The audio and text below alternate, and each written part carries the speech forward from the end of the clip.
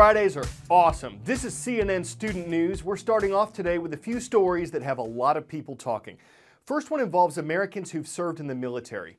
The U.S. government requires Veterans Affairs hospitals to see patients in a timely manner. But across the country, some vets have had long wait times. In Phoenix, Arizona, a retired doctor revealed that hundreds of sick veterans were put on a secret waiting list. It hid the fact that they were forced to wait months for health care. The doctor says at least 40 veterans died waiting. In the state of Georgia, the governor has signed a new gun law. It'll allow Georgians who are already allowed to have a concealed weapon to legally take that weapon into certain public places. This might include some bars, churches, government buildings, school zones, and certain parts of airports. Supporters call the law meaningful pro-gun legislation. Critics call it extremism in action. And in Brazil, the nation's army has occupied one of Rio de Janeiro's slums. There's been a surge in violent crime in certain parts of the city. And with the World Cup less than 2 months away, soldiers have joined police in trying to keep 3 rival gangs from attacks. See if you can ID me. I'm a landmark in London that was first built in 1599, though I've been rebuilt a couple times since then. I'm closely associated with William Shakespeare because I'm where he staged his plays. I'm the Globe Theatre, where Shakespeare was once an investor and an actor. The man himself, the world-renowned playwright known as the Bard, was born 450 years ago this month. His Globe Theatre burned down by accident during a play in 1613, was rebuilt the next year, then torn down decades later, then rebuilt in London again in the 1990s, as authentically as possible. As you might expect, this year is a big one for the Globe. Face paints, bouncy castle, Punch and Judy, and of course a birthday cake. A lively approach to celebrating an age-old icon. Here at Shakespeare's Globe in London, it's all about maintaining a fresh and young legacy for the most famous playwright in history, whose works, 450 years later, still resonate with people young and old. A person who wrote scripts and made plays. Who's your favourite Shakespeare character? Midsummer Night's Dream, Julius Caesar, Macbeth, Romeo and Juliet. To be or not to be? Shakespeare's still young. Shakespeare doesn't feel old, he doesn't feel tired, he feels like he's still asking fresh questions, still giving fresh insights, still provoking fresh laughter. The Globe is a theatre created specifically in Shakespeare's honour. Now it's actually a modern reconstruction of the original building, which was built in Shakespeare's day. It's not just here in the UK, of course, that his legacy endures. Shakespeare's works continue to fill classrooms, theatres and cinemas across the world, all the way from his hometown in Stratford-upon-Avon to Hollywood. Among the more famous examples, Baz Luhrmann's Romeo and Juliet. Attempts have even been made to put a value on Shakespeare's brand, with one study suggesting his commercial worth today would be over $500 million, 4 times the combined value of Elvis Presley and Marilyn Monroe. The fact is, Shakespeare is really good at what he does.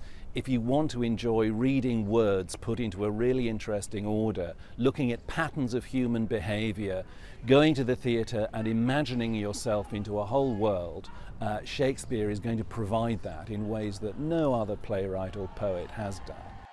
That global appeal is being reflected in the week's birthday celebrations, including a whole week-long dedicated conference in Paris.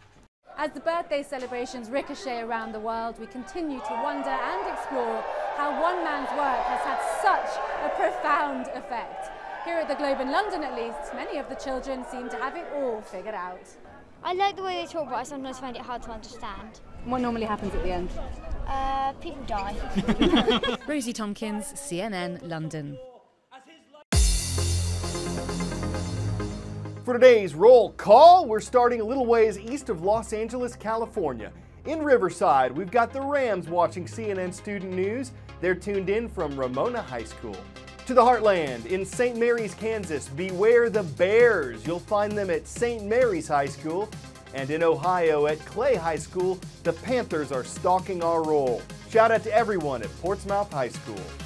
Yesterday, we said that Wrigley Field in Chicago is America's oldest stadium. It's not.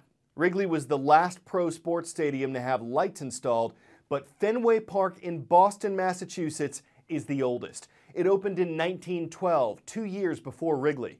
Fenway's not only a park, it's a major tourist attraction for Boston, like the waterfront or the Museum of Fine Arts.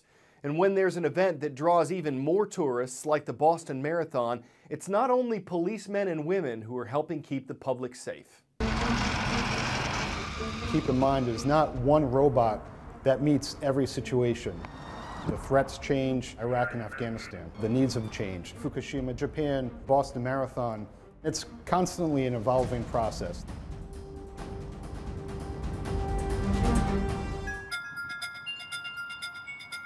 When you do have mass emergency response, things such as the Boston Marathon, there's lots of robots that are on scene. This is the 110 First Look. This was designed for tactical teams for quick reconnaissance. The coolest thing about this robot, it's throwable. This 5-pound robot has been used in Afghanistan for tactical situations. This is the 510 PackBot. This is designed to be one of the most versatile robots on the market today. It actually has 4 cameras on the robot, a gripper on the manipulator that allows it to lift objects as much as 30 pounds, look into windows or first floors. Really is a very versatile robot that can be used for a lot of applications. Robots have had a huge impact on the end user. 10, 15 years ago, that could have been an EOD tech. Now it's a robot. After the tragic events of the Boston Marathon, one of the trends that we're seeing is the demand for robots at worldwide large events. It's a great example of how robots are being utilized to provide security and emergency response. People typically think about robots, they're thinking about science fiction. They're thinking about the robots that we see in Star Wars. We actually have robots today, but they're practical robots. They complete tasks, they help people, they help save lives.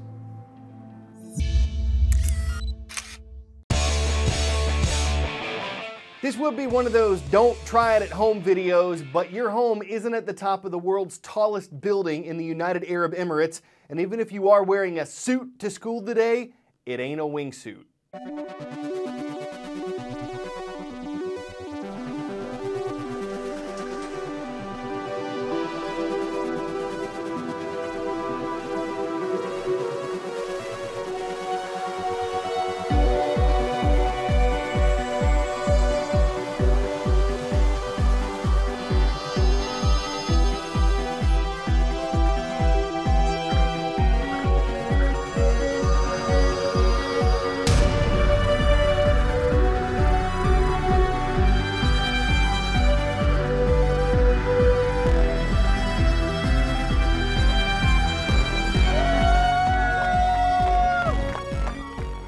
No doubt those guys were off base, but why make that leap? Why take that plunge? Why delve into danger? You could jump to all kinds of conclusions, but I Guinness the record motivated them, and they certainly had the right altitude about it, even if gravity eventually got them down. I'm Carl Azus, that's my jumping off point for the weekend, wishing all of you happy landings.